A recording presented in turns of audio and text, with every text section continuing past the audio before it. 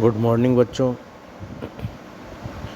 MA final economics के paper growth and development में हमने गत कक्षाओं में आर्थिक वृद्धि के मॉडल पढ़े। आज हम कैपिटल आउटपुट रेशो की अवधारणा को पढ़ेंगे। इसे हम आगत निर्गत अनुपात कहते हैं। दूसरे शब्दों में यह पूंजी उत्पादन अनुपात भी कहलाता है।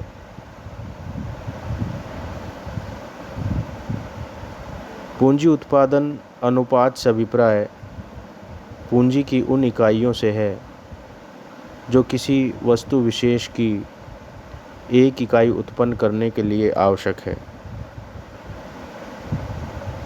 अर्थात COR की धारणा आर्थिक विश्लेषण की एक ऐसी नई विधि है जो इस बात को स्पष्ट करती है कि आय की एक इकाई बढ़ाने के लिए पूंजी की कितनी मात्रा की आवश्यकता होती है। यदि हम कहें COR 3:1 है तो इसका तात्पर्य यह है कि आय में 1 रुपये की वृद्धि के लिए पूंजी की 3 इकाइयों का विनियोग करना पड़ेगा। संक्षेप में विनियोग एवं उत्पादन के बीच पाए जाने वाले संबंध को COR कहते हैं। प्रोफेसर जॉर्ज रोजन के अनुसार COR की परिभाषा किसी अर्थव्यवस्था में एक निश्चित समय में किए जाने वाले विनियोग और प्राप्त होने वाले उत्पादन के संबंध के रूप में की जाती है। COR के स्वरूप के संदर्भ में कहें तो इसका स्वरूप साधारणतः 2 प्रकार का होता है। एक औसत COR अर्थात एवरेज COR, दूसरा सीमांत COR अर्थात मार्जिनल COR। एवरेज COR के अंतर्गत एक दी हुई अवधि में पूंजी के विद्यमान स्टॉक और उपलब्ध उत्पादन की मात्रा के परिमाणात्मक संबंध को दर्शाता है। इसे हम ACOR average capital output ratio कहते हैं, जो कि कुल पूंजीगत स्टॉक और कुल उत्पादन का बीच अनुपात होता है, अर्थात C/O। मार्जिनल COR एक निश्चित अवधि में पूंजी के स्टॉक में होने वाली वृद्धि डेल्टा K के फलस्वरूप आय में होने वाली वृद्धि डेल्टा Y के संबंध को बताता है। मार्जिनल COR को हम MCOR कहते हैं। सूत्र के रूप में डेल्टा K/डेल्टा Y के बीच अनुपात होता है।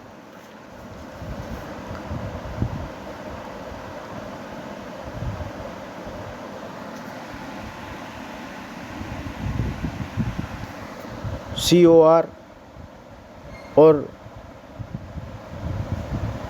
आर्थिक वृद्धि के चरण के अंतर्गत आर्थिक विकास की विभिन्न अवस्थाओं में पूंजी की उत्पादकता भिन्न भिन्न होती है। यही कारण है कि विकास की प्रारंभिक अवस्थाओं में COR अधिक होता है। जैसे जैसे विकास की गति तीव्र होती जाती है, COR घटता जाता है। विकसित देशों की अपेक्षा विकासशील देशों में COR अधिक होता है। प्रोफेसर लिबनस्टीन ने इसका कारण विकास प्रक्रिया के प्रथम चरण में आर्थिक संरचना के रूप में जैसे सड़कें, सिंचाई, जल विद्युत योजनाएं, रेल आदि पर व्यय भारी मात्रा में विनियोग को बताया है। इन योजनाओं का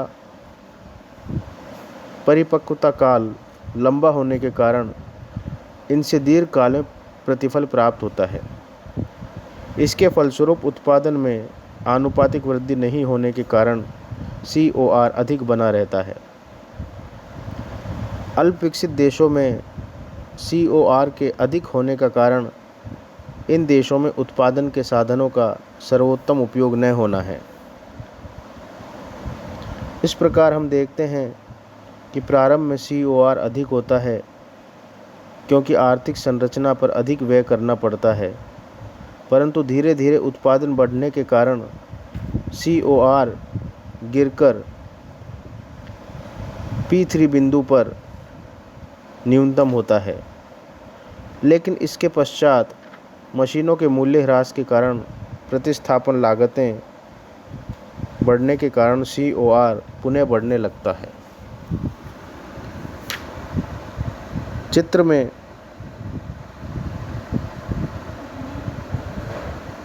OX अक्ष पर समय अवधि ली गई है और OY अक्ष पर COR लिया गया है।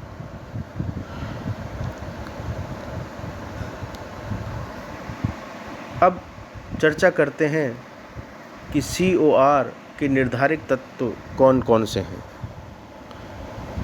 कौन कौन से फैक्टर्स हैं जो COR को निर्धारित करते हैं। इसके अंतर्गत पहला कारक है विनियोग का प्रतिशत। उपभोक्ता वस्तुओं, कृषि व औद्योगिक क्षेत्र में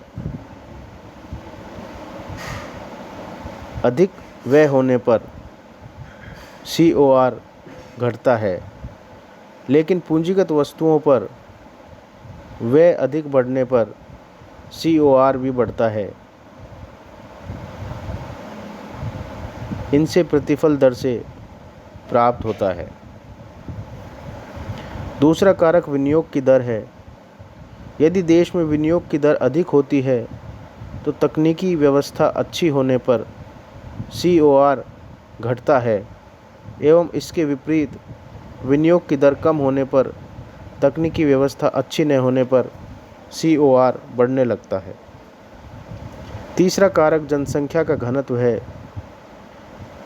जनसंख्या घनत्व यदि अधिक है, COR कम होता है, तथा जनसंख्या यदि बिखरी हुई है, जगह जगह छितरी हुई अवस्था में रहती है, तो COR बढ़ता है, क्योंकि आर्थिक इंफ्रास्ट्रक्चर प्रति व्यक्ति लागत को बढ़ा देता है।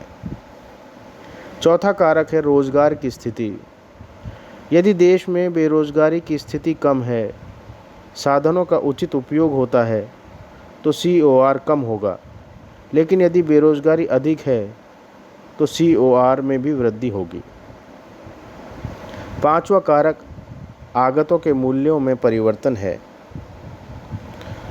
इसके अंतर्गत हम कह सकते हैं कि उत्पादन के साधन जैसे मजदूरी प्रदान करने वाला श्रमिक,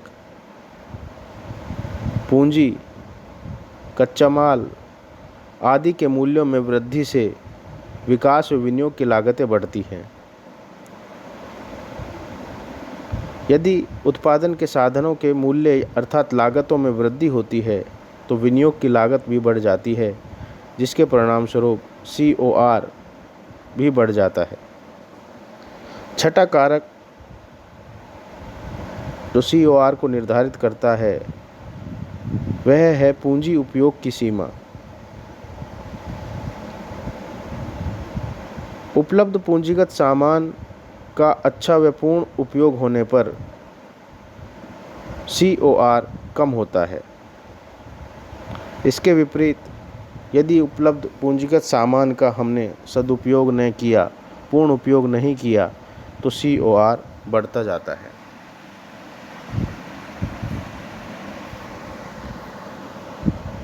अब COR का महत्व क्या है? COR का महत्व इस प्रकार है कि विकास के क्षेत्र में COR एक पूर्णतः नई तकनीक है।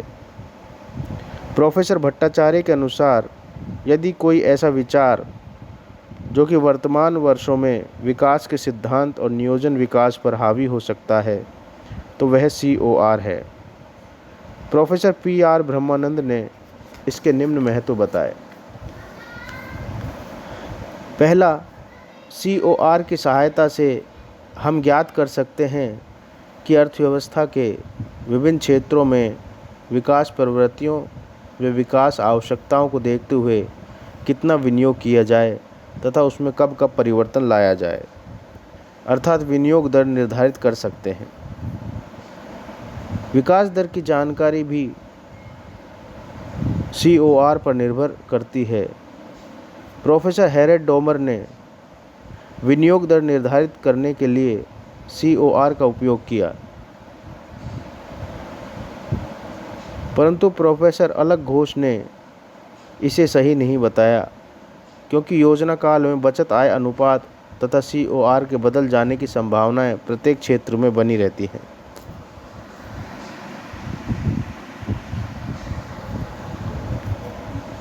COR विश्लेषण की कुछ सीमाएं हैं, लिमिटेशंस हैं। आर्थिक विश्लेषण में COR का महत्वपूर्ण योगदान होता है।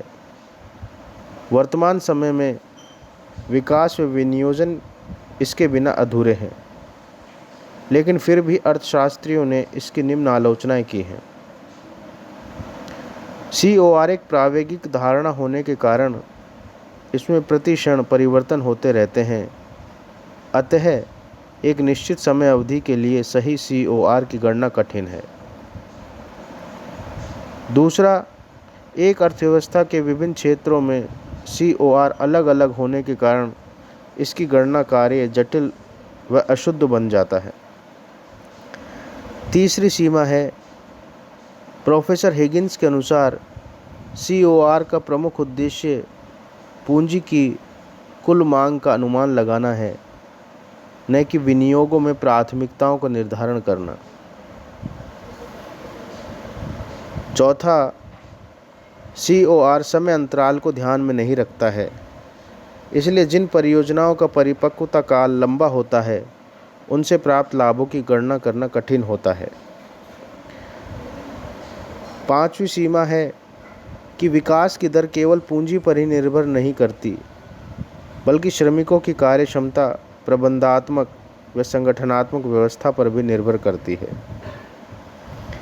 छठा कारक, COR की अवधारणा कुल परिवर्तनशील तत्वों जैसे तकनीकी सुधार, मांग व मूल्यों में उतार चढ़ाव, उपकरणों का श्रेष्ठतर उपयोग आदि से प्रभावित होता है, जिनकी शुद्ध माप नहीं की जा सकती है।